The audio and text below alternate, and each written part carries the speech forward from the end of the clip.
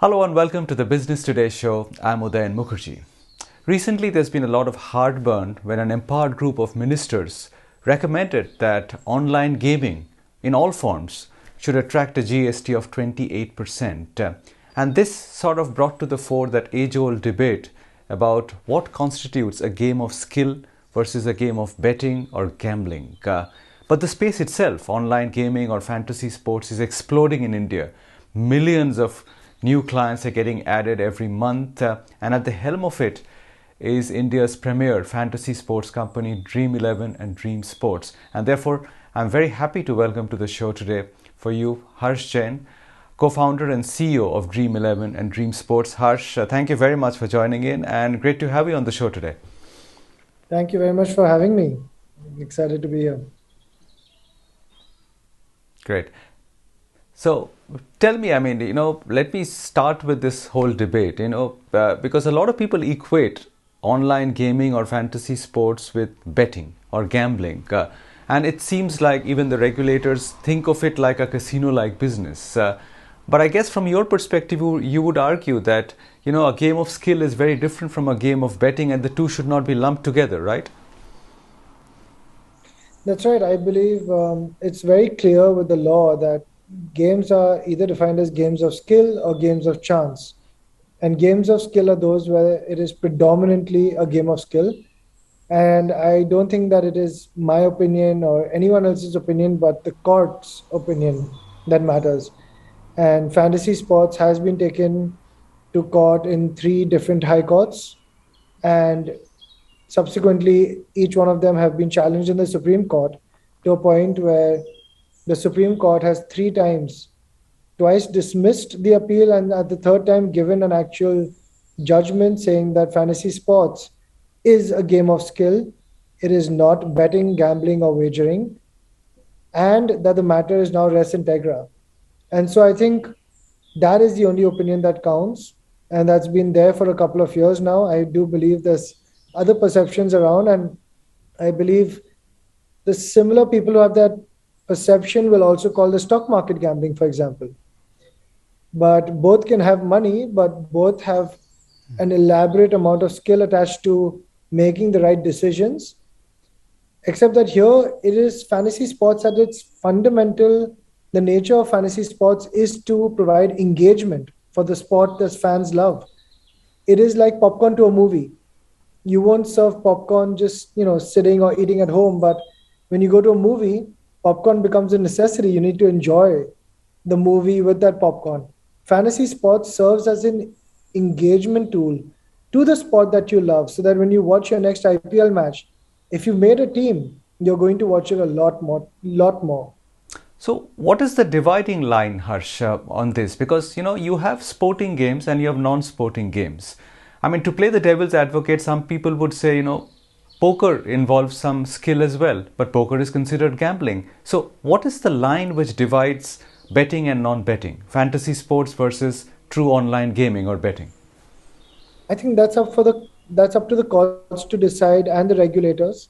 If India passes regulations from the government side, or until then, the courts can decide if a game can be proven to have predominance of skill over chance, then by our law, it is a game of skill and not gambling, betting, or wagering. So I don't think I am qualified to answer that question. I think the Supreme Court is qualified and they have answered it for fantasy sports.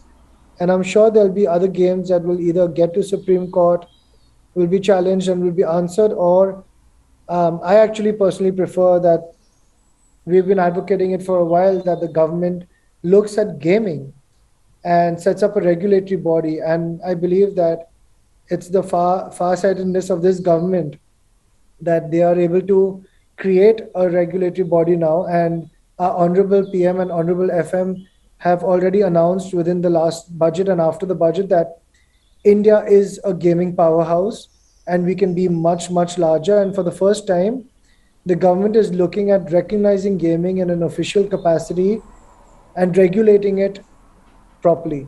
So we welcome that move. We've been advocating it with our own industry body, the industry is created called the Federation of Indian Fantasy Sports, FIFS, and we welcome any common sense regulations in our sector. By when do you see that happening? A regulatory body, Harsh, for online gaming as an industry? Because this recent EGOM recommendation of 28% GST, it reminds you of what happened in the budget with cryptocurrencies, for example. Because there seems to be a part of the government which wants to tax anything to do with gambling, betting, gaming, cryptocurrency quite heavily. But do you see the regulatory body that you're recommending actually being on your side, or actually the taxation laws being actually very onerous and heavy for your industry going forward? I believe that the government needs to set the right amount of taxation that can balance out the weighing scale in terms of benefiting the industry with the right regulations to ensure that only the fly by night operators are not prevalent, and it's the real operators who are following the laws of India and are providing real engagement and value to Indians. They can actually thrive with these regulations. But yes, of course, in any industry, if taxation crosses a point, then businesses starts really suffering. And that's where we've also seen sometimes the money moves away from the official industry to an unofficial industry, where the government in fact loses out all of the revenue. And I believe that the government knows this very well, and they're hopefully taking the right moves, that even if the taxation goes from 18% of our revenue to 28% of our revenue, that would of course be a hit to our business metrics. But I personally would welcome that as a right step forward to regulate the industry and to grow it further hand in hand with the government. The industry already accounts for about $1 billion of tax that we pay in India, the entire online gaming industry. And this would help increase taxation, help show that Indian gaming can actually provide a lot of value to the exchequer, but at the same time, regulate it so that only the legal operators are providing the service to Indians, and it protects the end consumer. Now, I want you to illustrate with an example what this line between sporting games and non-sporting games. I mean, for example, if you take Dream 11, and you can illustrate with an example of your two most popular offerings that you have versus something which is probably non-sporting in terms of a game, which is also big, but can be construed as a gambling offering.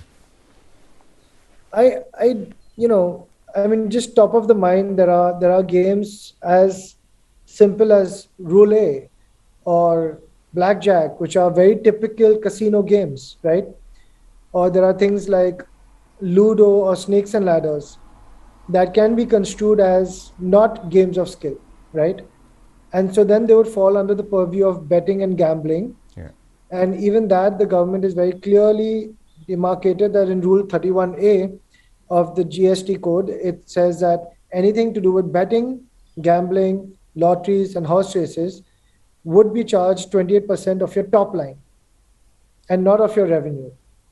And so our game is a game of skill because you have to do the research, you have to know the pitch conditions, you have to know the weather conditions, the lineups, the form factor of every player to actually do well in fantasy sports. It's based on a live event and not a simulation event. And so it only adds a lot of engagement to the game, to the real match. So explain to me, if you can, what is the kind of revenue metric you have for this business? You said 15 crore users today, going up to maybe 30 crore users in 3 years. How much would a typical user or a player be spending on an average in a month, in a day, in a year? Just to get a sense of what the revenue pie of this industry can be on a 30 crore people user base. Sure. So first of all, I think it's a fallacy that people might have that all of these users are paying customers. Like I said, we are here to provide sports engagement to the sports fan. More than 80% of our users have never played for money. We still provide them the same product as we do to the paying customers without advertising, at least on Dream 11 side. And we just allow them to have fun and engage with the sport they love. it's only 20% of our people that have actually, of our users that have actually ever paid in their life. And out of all our user base, our entire user base, the average ticket size is about 37 rupees. So it's a very small ticket size. It's not like people are putting hundreds and thousands of rupees, but they're putting an average ticket size of 37 rupees to play. And over 50% of them win at least their money back. So it's a very socialistic game mechanic which allows you to engage and not worry about the large ups and downs too much.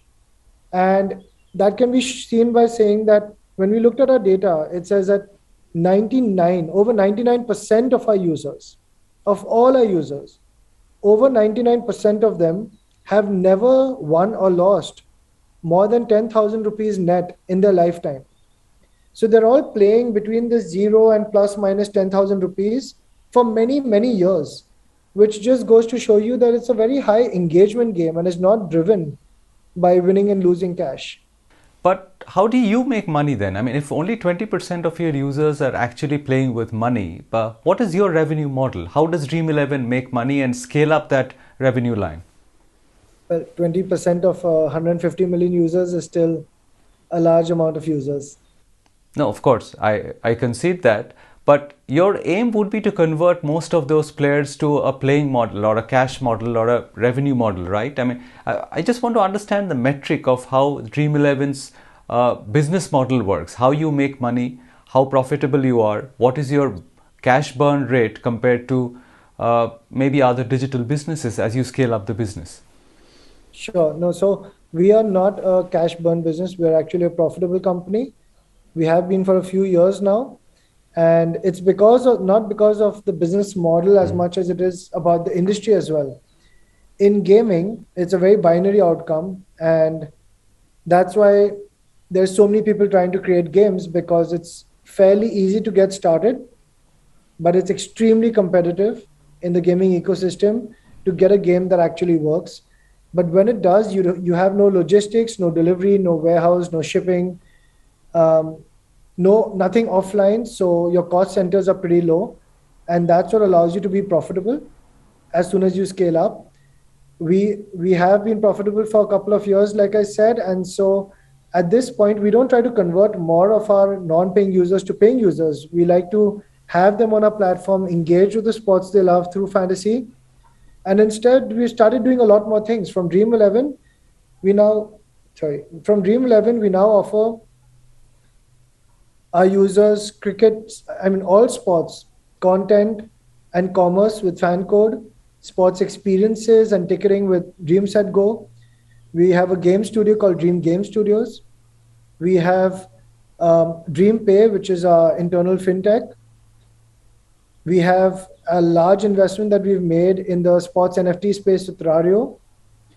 And we have a bunch of other minority investments that we've made, which we've already announced. But it's all about solving real problems with products and services for the sports fan in India. I hope that answers your question. So, yeah, it does. But, if you don't need cash to burn, you're already profitable. Does that mean that you are not in a hurry to do an IPO, or you don't need too much private equity capital by way of funding in the next 2 or 3 years? No, we don't. You're right.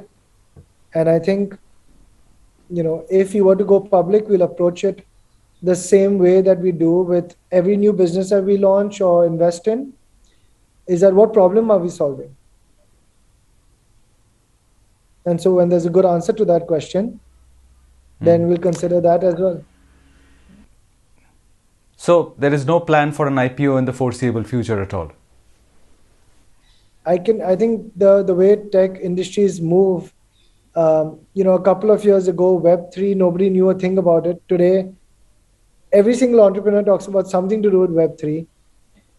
I can only say for the next couple of years, but no, not for the next couple of years. Tell me a little bit about Dream Sports as well, and the kind of investments that you're envisaging in sporting franchises, because that's an interesting area. So Dream Sports, our vision was to do more than Dream11, is to, now that we have a stable, high growth business that's profitable, We wanted to start solving more problems for us consumers in India. We have over 800 million sports fans in India, but you still can't buy the Indian national cricket team jersey easily. Most people don't know where to buy it from. Most people don't know if you can put your name behind the jersey like you do internationally. You still can't get tickets to a match very easily and be sure that they're not, that they're real and that you have a good seat. We don't have depth of sports content and breadth of sports content. It's very difficult to buy official merchandising, not just from the Indian national team, but from badminton, squash, hockey, rugby, tennis, football, kabaddi. So what we want to do is we want to really solve for this depth and breadth in sports for the Indian consumer, for these 800 million sports fans, and launch all the products and services they need with regards to whichever team they love, whichever sport they love, whichever players they love, whichever matches they follow. We want to make sports personal again. And that's why our vision is very simple. We do what makes sports better. Speaking of this, on this subject, I mean, cricket, of course, is the dominant sport as we know, and you are very engaged in offering products on that platform, obviously. But if you look beyond cricket, where do you think are the real sporting arenas or sports where India can produce champions? I mean, I'm not just from a Dream 11 perspective, but such an avid sports lover yourself, what do you think are the next frontiers where India can end up producing some real champions? Because we've made some strides in sports like badminton, maybe, but we are not really a big sporting powerhouse in the global scene other than cricket. Yes, I think, but we're getting there. As you can see in the last few years with shooting, with wrestling, with badminton, and with javelin now, we are able to expand our sports athletes to compete at the highest levels in the world. I think that now you've seen a lot more investments coming in from the public sector and the private sector into sports. And I think we all need to contribute, not just the government, but we all as private companies. For example, we have a Dream Sports Foundation. We support 7,000 athletes as part of our CSR, our foundation. And one of them, in fact, was the first woman sailor to compete for India. And that was amazing at the Olympics. So we at the private sector need to plow in more money. And it's only with great infrastructure, good coaching, and good nutrition that we can create world-class athletes by getting them to take that route and finding them much earlier. You can't find athletes at 14 or 16 years old. You need to find them at 6 to 8 years old and start training them. So I think that infrastructure is being built now. And I think that the next 10 years we'll see, a real inflection point when it comes to the diversity of sports for India. Let me go back to your beginning. Talk a little bit about your personal journey as well, because, you were on track for a career. I mean, you're an engineer by training, you've got an MBA from a US business school. How come you moved into this line, this sports, and not explore a traditional career of an engineer and an MBA? Purely out of passion. Actually, I was a fanatic about playing Fantasy Premier League. I still am. I've been playing Fantasy Premier League, the fantasy sports for the English Premier League for 20 years now. And that has never stopped. And in 2007, I moved back from America after my engineering. And there was this league starting out at that time called the Indian Premier League. And so I went looking to play fantasy cricket. And there was none. And the same group of friends who used to play Fantasy Premier League with me, I pitched this idea to them that we have to have fantasy cricket for the IPL. And that's it. That's just how it started. Just out of pure passion, solving a problem for ourselves, which we assumed would be something that 100 million other Indians would like to use if we got it right. Well, you spoke about the Premier League, and I hear that you're a Manchester United fan. That couldn't have made you very happy over the last couple of years, this year particularly. This year, my favorite teams, which are Mumbai Indians and Manchester United, it's not been a great year, but champions will always fall at some point and then get back up and become champions again, and that's what makes them champions. So, here's hoping that Mumbai Indians and Manchester United show what makes them champions and come back stronger than ever now. Also, Tell us a sports, bit you have about to the be an initial eternal part of your optimist. career. I mean, once you came back and started focusing on sports, was the start of the journey difficult? Were there lots of rejections to your proposals when you were starting to cobble up the business, get Dream 11 launched? I mean, today you can access any amount of private equity capital you want, but initially was it difficult? Yeah, of course, it was extremely difficult to explain to an Indian audience what fantasy sports was an alien concept. It was a foreign concept. To explain to investors, Indian investors, that fantasy sports would work in the Indian market was an impossible task. I then tried explaining it in the US to, I don't know, maybe 150 investors over a couple of years while I was there. And they all told me to go back to India to raise money. So, over a 3 year span, I think we got rejected by every VC that could even think of investing in India. But, as the saying goes, all you need is one. And we found that in Vani Kola and Shashin Shah at Kalari and Think Investments in 2015, where we finally were able to close our Series A after 3 years of fundraising. And as you say, the rest is history. What has been, I mean, as somebody who's been in the ecosystem for the last 5 or 7 years and engaged with these sports so closely, what is the kind of support and encouragement that you've received from the real iconic names in India? I mean, you've engaged with Dhoni, Ganguly, etc. What have those experiences been like? Well, first of all, it's very surreal to meet one's heroes in real life and talk to them and see that yes, they're heroes for all of us, but they're also ordinary people like us, right? And they love to talk about sports as well. They love to talk about solving for the sports fans. They're there. All of us are here just in service of sports fans. And so it's been an amazing opportunity, but it also shows just how well, how closely knit the sports community is and how much we appreciate the sports fans without whom we'd be nothing. And how to constantly give back to sports. I think what we've seen is that all the athletes are always looking to give back to society as well, to give back to grassroots and sports. And that's what we're doing with our foundation now. Great to hear that and great speaking to you today, Harsh. All the very best and thank you very much for your time today. Thank you very much for having me. It was great. Thank you. Video पसंद आया तो हमें like, comment, share और subscribe जरूर करें।